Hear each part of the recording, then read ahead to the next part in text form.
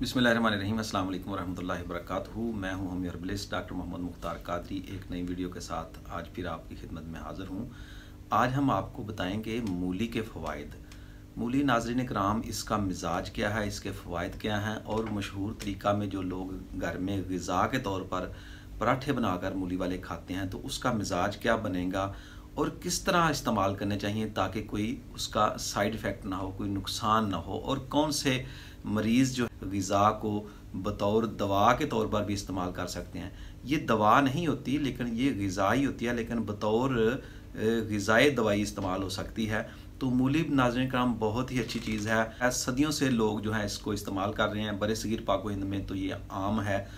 तो इसका मिजाज क्या है? मिजाज इसका है गुद्दी असाबी यानी गर्म तर। ये जिगर की जो मशीनी तहरीक है उसको तेज़ करती है, बढ़ी हुई हरारत को कम करती है। ऐसे मरीज़ जिनके गुर्दा और मसाना में पथरियाँ हों, स्टोन हों, उनके लिए भी बहुत ही ज़्यादा मुफीद है। हत्ता कि जो पित्ता में पथरियाँ हों उनके लिए भी बहुत ज़्यादा मुफीद है। यानी गर्मी खुश्की वाले मरीज़ या उज़लाती गुद्दी तहरीक वाले मरीज़, खुश्की गर्मी वाले मरीज़, वो इसको बिला झिझक इस्तेमाल कर सकते हैं।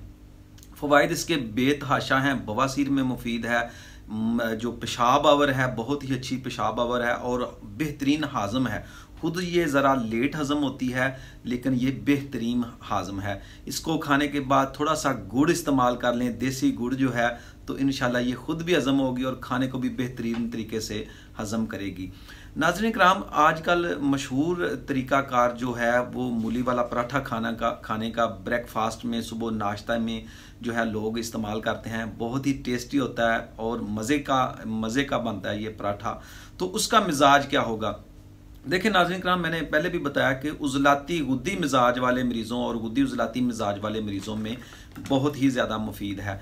लेकिन गलती कहाँ होती है कि जब हम इसमें उज़लाती मसाले डाल देते हैं, जैसे जो गरम मसाला जात हैं पिसे हुए वो डालेंगे, तो फिर ये इसका मिजाज जो है ना, टेस्ट तो इसका अच्छा बनेगा लेकिन मिजाज इसका जो है वो उज़लाती मरीज़ों के लिए ये मुफीद नहीं होगा।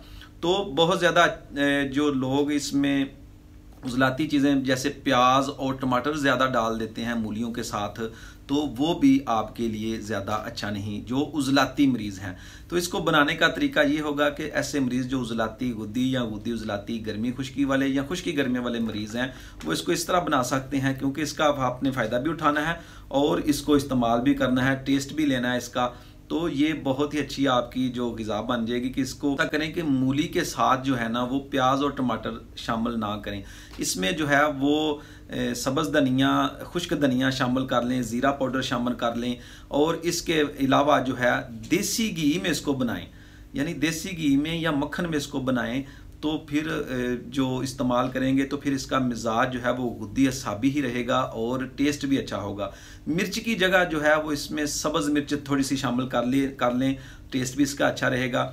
इसके अलावा आप इसको इस तरीक़ा से भी बना सकते हैं कि जब ये तैयार हो, पक जाए, तो इसके ऊपर आप एक अदद देसी अंडा जो है फेंट कर वो इसके ऊपर डाल दें, तो इसके साथ अंडा पराठा, ये ज़बरदस्त मूली वाला पराठा अंडे वाला तैयार हो जाएगा और इसका मिजाज भी गुद्दी असाबी होगा। अगर अंडा बतख का होगा तो मिजाज गुद्दी असाबी होगा, लेकिन अगर मुर्गी का अंडा भी होगा तो फिर भी ये गुद्दी उज़लाती से गुद्दी असाबी मिजाज ही इसका बनेगा।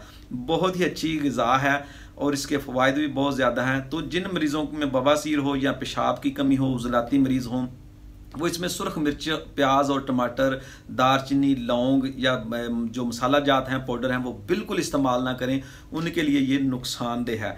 अगर इस तरीक़ा से आप इस्तेमाल करेंगे तो इसकी आपको कोई नुकसान भी नहीं होगा और आपको इसका बहुत ज़्यादा फ़ायदा भी होगा और ये आपके लिए बेहतरीन हाज़म भी हो। अगर पराठा खाने के बाद पेट बोझल हो तो ऐसे मरीज़ थोड़ा सा गुड़ इस्तेमाल कर लें, तो ऐसे मरीज़ों के लिए जो है वो बेहतरीन ये ग़िज़ा भी बन जाएगी, हाज़म भी बेहतरीन होगी, हाज़मा भी ठीक होगा इससे और बोझ भी नहीं बनेगा। उम्मीद है आपको ये वीडियो पसंद आई होगी। पसंद आई तो लाइक ज़रूर कर दिया करें और कोई सवाल हो तो कमेंट्स बॉक्स में कमेंट्स करें, इंशाल्लाह उस पर भी वीडियो बनाएंगे। अस्सलामु अलैकुम वरहमतुल्लाहि वबरकातुहू।